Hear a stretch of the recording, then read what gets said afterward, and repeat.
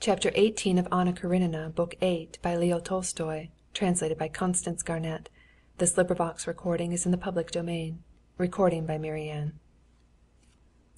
During the whole of that day, in the extremely different conversations in which he took part, only as it were with the top layer of his mind, in spite of the disappointment of not finding the change he expected in himself, Levin had been all the while joyfully conscious of the fullness of his heart. After the rain it was too wet to go for a walk. Besides, the storm clouds still hung about the horizon, and gathered here and there, black and thundery, on the rim of the sky. The whole party spent the rest of the day in the house. No more discussion sprang up. On the contrary, after dinner, every one was in the most amiable frame of mind. At first Katavasov amused the ladies by his original jokes, which always pleased people on their first acquaintance with him. Then Sergey Ivanovitch induced him to tell them about the very interesting observations he had made on the habits and characteristics of common houseflies and their life. Sergey Ivanovitch, too, was in good spirits, and at tea his brother drew him on to explain his views of the future of the Eastern question, and he spoke so simply and so well that everyone listened eagerly. Kitty was the only one who did not hear it all. She was summoned to give Mitya his bath. A few minutes after Kitty had left the room, she sent for Levin to come to the nursery. Leaving his tea, and regretfully interrupting the interesting conversation, and at the same time uneasily wondering why he had been sent for, as this only happened on important occasions, Levin went to the nursery.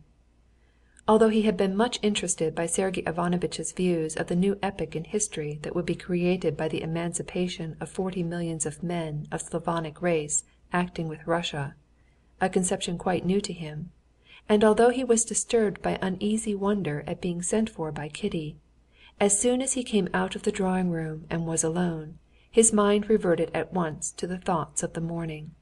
And all the theories of significance of the Slav element in the history of the world seemed to him so trivial, compared with what was passing in his own soul, that he instantly forgot it all and dropped back into the same frame of mind that he had been in that morning. He did not, as he had done at other times, recall the whole train of thought. That he did not need. He fell back at once into the feeling which had guided him, which was connected with those thoughts, and he found that feeling in his soul even stronger and more definite than before. He did not, as he had had to do with previous attempts to find comforting arguments, need to revive a whole chain of thoughts to find the feeling. Now, on the contrary, the feeling of joy and peace was keener than ever, and thought could not keep pace with feeling. He walked across the terrace and looked at two stars that had come out in the darkening sky, and suddenly remembered. Yes, looking at the sky, I thought that the dome that I see is not a deception, and then I thought something. I shirked facing something, he mused. But whatever it was, there can be no disproving it. I have but to think, and all will come clear. Just as he was going into the nursery, he remembered what it was he had shirked facing. It was that if the chief proof of the divinity was his revelation of what is right, how is this revelation confined to the Christian church alone? What relation to this revelation have the beliefs of the Buddhists, Mohammedans, who preached and did good too? It seemed to him that he had an answer to this question, but he had not time to formulate it to himself before he went into the nursery. Kitty was standing with her sleeves tucked up over the baby in the bath. Hearing her husband's footsteps, she turned towards him, summoning him to her with her smile. With one hand she was supporting the fat baby that lay floating and sprawling on its back, while with the other she squeezed the sponge over him. "Come, look, look!" she said when her husband came up to her. "Agafea Mihalovna's right. He knows us." Mitya had on that day given unmistakable, incontestable signs of recognizing all his friends. As soon as Levin approached the bath, the experiment was tried, and it was completely successful. The cook, sent for with this object, bent over the baby. He frowned and shook his head disapprovingly. Kitty bent down to him.